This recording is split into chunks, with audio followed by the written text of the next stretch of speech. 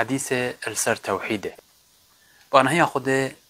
تفي جاري بحث حديثة كان كو او ابو هريرة خود تعالى جرازي بد اتبيجة ان اعرابيا اتى النبي صلى الله عليه وسلم فقال اعرابيا كاتا دا پیغمبري عليه الصلاة والسلام ايناد قوته دلاني على عمل اذا عملته دخلت الجنة بو من كارك وعملك بيجا يا رسول الله هگر من اف کارکر ببتا اگر هنده من ببتا بحشته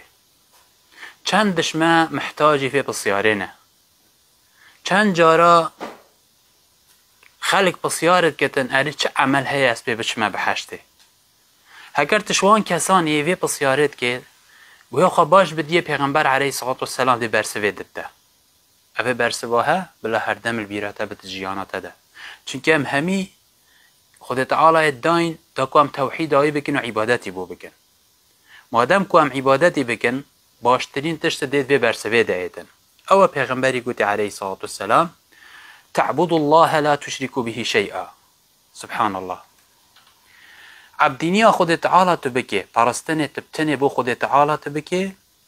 و چه شريكا بو خود تعالى چه نكيد عبادتي ده قال كسيد حين عبدينيا خود تعالى كن بل سبحان الله القلب عبدينية دي بينه تشتكي الشركيش بخود تعالى كتن يان دي چتن دعاج غيري خود تعالى كت بجاب غيري خود تعالى چه قبرك بد چه هوار كرنا غيري خود تعالى بد چه وليك بد چه پیغمبرك بد هر تشتكيش بلي خود تعالى تو دعاج بكي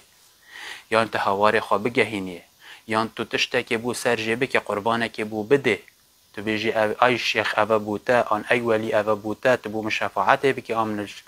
في طنقاوية خلاص كي فلان مفاي بو مبينه وكي جالك نوكا جن كامت بينن دي بري خاطر بچيكني نده شد قستا مزارك و قبرك كد اي خوش كامن راست تو عبادت خود تعالى كي بريد قال هنده تشوي تشرك كر تأف عبادتها همي هنتصالة تتعب ببريد هميش نابر اوه نكه اگر ضرر کات سریته طنگاوی کات سریته نخوشیک بوده چه بی باش بزانه کس نشد سر ترا که تبی نخوشی هنه بی طنگاوی هنه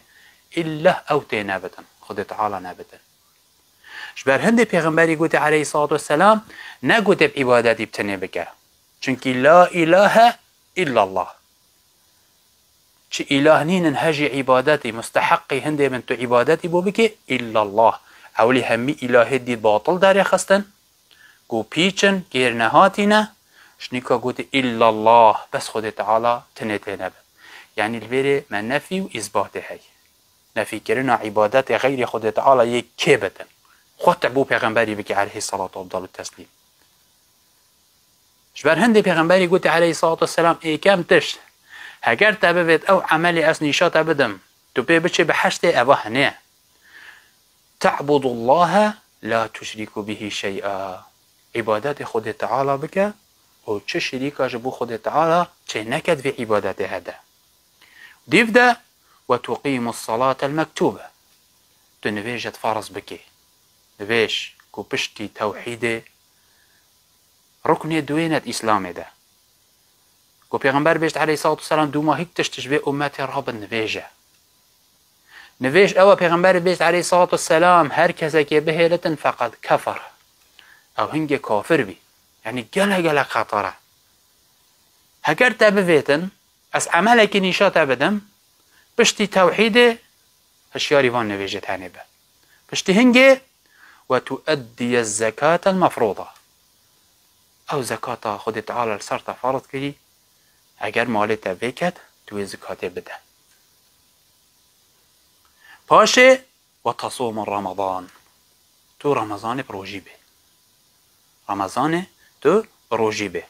بو چی بحثا حج نهاته ابن عثيمين خود تعالى رحمه به بدت بيجدن چكو پیغمبري عليه الصلاة والسلام والله اعلمش حالي ويزاني كو به هني نشد بچ حجه كاد يار مرو وكي نساخه اش سروبري پیغمبري زاني عليه الصلاة والسلام ابيش يانه چونه حجينينه لو ما ده بحثانه ها تعود بيجتن ابي كسي چگوت قال والذي نفسي بيده لا ازيد على هذا از بويك مي نفسام الدستي ده كو خود تعالى يا